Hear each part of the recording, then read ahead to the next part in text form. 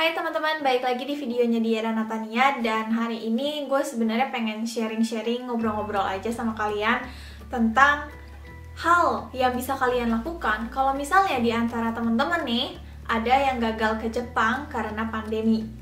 Jadi ini gue akan berbicara berdasarkan pengalaman gue pribadi dulu waktu baru-baru datang ke Jepang. Dan gue memiliki beberapa hal yang andaikan aja gue bawa dari Indonesia pasti gue nggak akan seribet ini gitu istilahnya. Mungkin banyaknya dari teman-teman yang emang udah berencana ke Jepang di tahun 2020 ini, mungkin untuk S1 atau sekolah bahasa Jepang, atau misalnya untuk S2 atau mungkin untuk kerja, gue nggak tahu. Tapi mungkin ada teman-teman yang berencana untuk itu dan gagal karena pandemi corona ini. Dan mungkin kalian merasa agak sedih juga karena nggak jadi berangkat. Oke, jadi sebenarnya whole story ini terinspirasi dari sepupu gue yang tadinya mau berangkat ke sekolah bahasa Jepang di Tokyo, tapi nggak jadi karena pandemi. Jadi gue terinspirasi, kenapa nggak gue bikin video yang mungkin akan berguna bagi teman-teman yang mau berangkat ke Jepang tapi gagal di tahun 2020 ini. Jadi di video ini gue akan membahas segala hal yang lebih baik kalian persiapkan sekarang mumpung kalian gak jadi berangkat ke Jepang.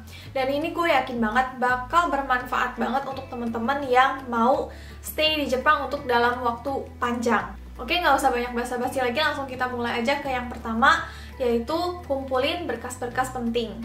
Jadi berkas-berkas penting ini bermacam-macam sih sebenarnya. Terus kalau misalnya dalam konteks kuliah, kalian akan membutuhkan ijazah, terus nilai-nilai raport, dan surat rekomendasi. Dan ini akan gue bahas satu-satu. Yang pertama dari ijazah. Ijazah ini kalian akan dapatkan setelah kalian lulus SMA, ya kan? Ijazah ini kan biasanya dikasih bersamaan dengan gue lupa namanya apa, pokoknya kayak singkatan gitu, nanti gue tulis di sini. Itu semuanya kalian simpan baik-baik, terus difotokopi minimal 3 lembar. Minimal ya, 3 lembar. Dan semuanya harus dilegalisir oleh sekolah kalian. Ingat, di Jepang itu semuanya pakai cap sebagai tanda bukti kalau itu adalah berkas-berkas legal. Kalau misalnya kalian bawa berkasnya aja tapi nggak ada bukti legalisir atau cap dari sekolah kalian, ini nggak akan lulus screening kalau kalian apply S1. Terus yang selanjutnya adalah surat rekomendasi. Ini nggak common sih sebenarnya di Indonesia, tapi kalau di Jepang kita mau ke fasilitas edukasi manapun itu harus memakai surat rekomendasi dari sekolah sebelumnya. Kayak dulu gue mau masuk Universitas Jepang, gue minta surat rekomendasi dari SMA gue di Indonesia. Dan itu prosesnya ribet banget, karena gue harus jelasin ke orang TU-nya, saya butuh surat rekomendasi, bentuknya kayak gini, isinya gini, terus butuh tanda tangan ini gitu. Jadi gue harus jelasin semuanya karena emang di SMA gue dulu nggak biasa mengeluarkan surat rekomendasi. Dan untuk teman-teman yang nggak tahu gambaran surat rekomendasi itu kayak gimana, tenang aja karena semua sharingan gue hari ini akan gue rangkum dalam blog gue, dan gue juga akan sertakan contoh-contoh berkasnya. Jadi untuk teman-teman yang nggak tahu surat rekomendasi itu apa, kalian bisa langsung lihat ke blog gue, terus tinggal diklik aja, kalian bisa lihat contohnya yang gue punya kayak gimana. Nah, surat rekomendasi ini juga difotokopi minimal 3 lembar dan dilegalisir juga. Urutannya agak beda. Yang terakhir ada raport sekolah. Kalau raport sekolah itu sebenarnya tiap universitas membutuhkan beda-beda sih. Ada yang kelas 3 SMA aja, ada yang kelas 2 sampai kelas 3 SMA, tapi dulu gue membutuhkannya semua raport dari semester 1 sampai semester 6 selama gue SMA. Dan sebenarnya ini nggak usah dilegalisir, tapi kalau misalnya kalian mau legalisir juga nggak masalah sama sekali.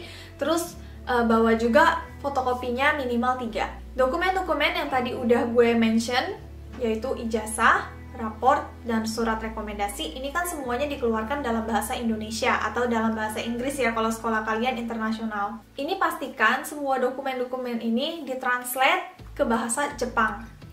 Tapi jangan translate asal-asalan, harus translator tersumpah. Maksudnya dari translator tersumpah adalah translator yang benar-benar udah diakui oleh negara Indonesia. Kalian bisa cari di Google, itu pasti banyak banget. Kalian tinggal bawa aja formulir masternya 1 kopi per dokumen, terus nanti kalian bawa ke Jepang. Kalau kalian butuh lebih banyak, kalian bisa fotokopi di Jepang. Nah, tadi kan gue udah mention ya, kalian bawa berkasnya lebih baik minimal 3 lembar. Nah, kenapa? Itu karena kalau kalian udah lulus sekolah bahasa dan kalian mau apply S1, kalian nggak akan apply untuk satu sekolah aja ya kan, kalian pasti akan apply ke sekolah A, sekolah B. Kalau kasus gue dulu, gue apply negeri, itu tujuan utama gue, dan kalau ternyata gue nggak masuk, gue akan masuk ke swasta. Jadi mau nggak mau gue harus apply untuk swasta juga, makanya gue membutuhkan dokumen lebih dari 1 lembar. Makanya untuk teman-teman yang mungkin juga akan apply banyak universitas di Jepang nanti, lebih baik bawa fotokopinya banyakan, yang dilegalisir juga banyakan, supaya nanti nggak perlu bolak-balik kirim pos dari Jepang, Indonesia, Indonesia, Jepang. Dan pastikan semua dokumen-dokumen yang udah gue mention tadi, kalian punya filenya di komputer. Jadi kalau misalnya sewaktu-waktu hard copy kalian rusak, atau misalnya kena hujan atau gimana, kalian masih punya kopiannya di komputer kalian. Lalu ada ambil SIM Indonesia. Serius, ini penting banget, apalagi kalau misalnya kalian berencana untuk tinggal di luar Tokyo. Jadi mungkin teman-teman yang udah pernah ke Jepang juga tahu ya, kalau di Jepang itu transportasinya sangat bagus ya, kereta ada di mana-mana. Tapi sebenarnya kalau kalian ke tempat yang agak pedalaman gitu, kayak tempat gue tinggal di Hokkaido, ini kita hidup nggak pakai kereta sehari-hari. Karena ya emang nggak ada kereta di sini, kayak di tempat gue tinggal ini nggak ada kereta. Jadi mau nggak mau kita kemana-mana naik sepeda atau jalan kaki. Tapi masalahnya kadang-kadang kita mau pergi ke tempat yang agak jauh, dan karena nggak ada kereta, jadi mau nggak mau kita harus nyetir mobil. Sedangkan kalau misalnya kita nggak punya SIM Jepang, kita nggak bisa nyetir mobil. Nah, bagaimana caranya mendapatkan SIM Jepang? Yaitu dengan cara kalian menukarkan SIM Indonesia dengan SIM Jepang. Ada prosesnya, dan kalau misalnya kalian tertarik dengan prosesnya, kalian bisa request aja di bawah, nanti gue bikinin videonya terpisah. Tapi intinya, kalian harus bawa SIM Indonesia, SIM mobil ya, Indonesia, untuk bisa nyetir di Jepang. Nah, tapi jangan cuma dibawa aja, pastikan kalau kalian ambil SIM Indonesianya, itu minimal 3 bulan sebelum kalian berangkat ke Jepang. Terus pastikan juga kalau kalian membawa SIM asli Indonesianya ke Jepang. Lalu selanjutnya adalah ambil TOEIC atau TOEFL. Jadi TOEIC atau TOEFL ini adalah tes bahasa Inggris. Dan biasanya kalau kalian mau apply universitas di Jepang, ini akan sangat dibutuhkan. Gue rekomendasiin kalian ambil di Indonesia itu karena kalian bisa belajar pakai buku bahasa Indonesia yang kalian beli di toko buku Indonesia. Dulu waktu gue mau ngambil TOEIC, itu gue kan mau belajar, karena waktu itu gue tinggal di Jepang, jadi gue cari di toko buku Jepang, itu semuanya penjelasannya dalam bahasa Jepang. Kalian belajar bahasa Inggris tapi pakai bahasa Jepang. Bahasa Jepang aja belum begitu lancar gitu. Maka dari itu, gue rekomendasikan kalian untuk ambil TOEIC atau TOEFL di Indonesia aja, supaya kalian belajarnya lebih gampang. Dan biaya untuk ambil TOEIC atau TOEFL itu jauh lebih murah di Indonesia. Yang selanjutnya adalah buat kartu kredit, tapi ini sebenarnya optional sih. Untuk teman-teman yang emang gak mau punya kartu kredit, nggak masalah sama sekali. Tapi kalau gue pribadi ya, dulu gue berharap andaikan aja gue punya kartu kredit pasti nggak akan seribet ini gitu. Dulu waktu gue baru datang ke Jepang, itu HP gue nggak bisa dipakai di Jepang, gue nggak tahu kenapa, lupa. Terus gue pengen beli HP baru. Nah, tapi karena gue nggak punya kartu kredit, jadi mau nggak mau gue harus bayar langsung lunas semuanya saat itu juga. Sedangkan uang cash gue itu cuma cukup untuk biaya hidup gue sehari-hari. Gue nggak punya uang lebih untuk beli HP. Dan waktu itu gue juga belum bisa mendapatkan kiriman dari orang tua ya, karena bank account gue itu belum jadi. Satu-satunya cara adalah memakai kartu kredit. Kalau misalnya kita punya kartu kredit, itu bisa langsung beli HP dan nggak akan seribet itu. Yang selanjutnya sih sebenarnya agak absurd ya, yaitu siapkan nama dalam katakana.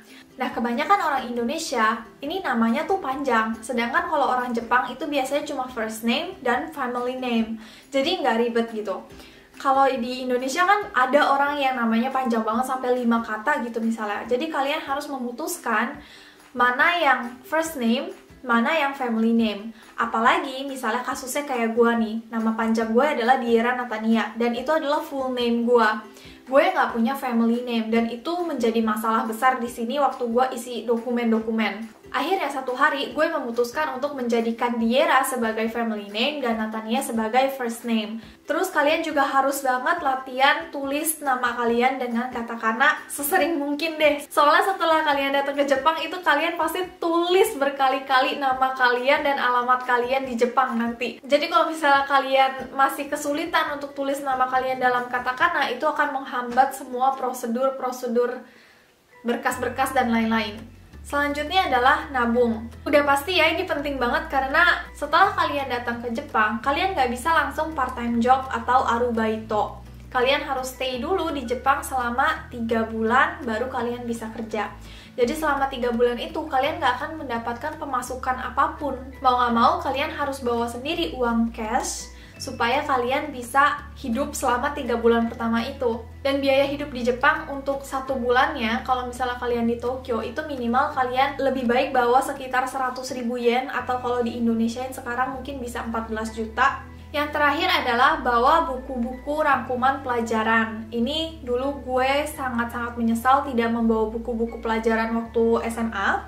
Sebenarnya nggak harus buku pelajaran sih, bisa aja buku rangkuman pelajaran ya, dari kalian kelas 1 SMA sampai kelas 3 SMA. Dan itu akan sangat membantu kalau misalnya kalian mau apply Eju di Jepang. Dan belajar Eju itu sejujurnya agak susah sih dulu buat gue, karena dulu gue belum lancar-lancar banget bahasa Jepang, tapi gue harus belajar matematika, kimia, fisika, biologi dalam bahasa Jepang gitu. Terus kalau misalnya kalian lagi belajar Eju, terus ada yang lupa, kalian bisa lihat ke buku catatan kalian waktu di Indonesia dulu. Ini ada satu hal lagi sih sebenarnya, kalau misalnya kalian punya waktu luang, coba deh kalian ambil medical check up di hospital Indonesia sebelum kalian berangkat ke Jepang. Soalnya jangan sampai kalian pas lagi udah mau berangkat ke Jepang, atau misalnya baru nyampe di Jepang, terus kalian akan disuruh medical check up ya kalau di Jepang pas baru nyampe. Terus ternyata kalian punya penyakit, itu bakal sangat bikin stres. Jadi lebih baik kalau kalian punya uang dan kalian punya waktu lebih, mohon medical check up dulu di Indonesia sebelum kalian berangkat. Oke, jadi itu aja sih yang mau gue sharing hari ini. Semoga bermanfaat ya untuk teman-teman, dan gue yakin sih sebenarnya ini akan bermanfaat banget untuk teman-teman yang gagal ke Jepang tahun ini. Jangan sampai sakit, tetap di rumah supaya kalian bisa menjaga diri kalian dan keluarga kalian. Terus tetap semangat juga, dan semoga pandemi ini bisa cepat selesai, terus kalian juga bisa cepat ke Jepang. Jadi sampai jumpa di video selanjutnya. Bye!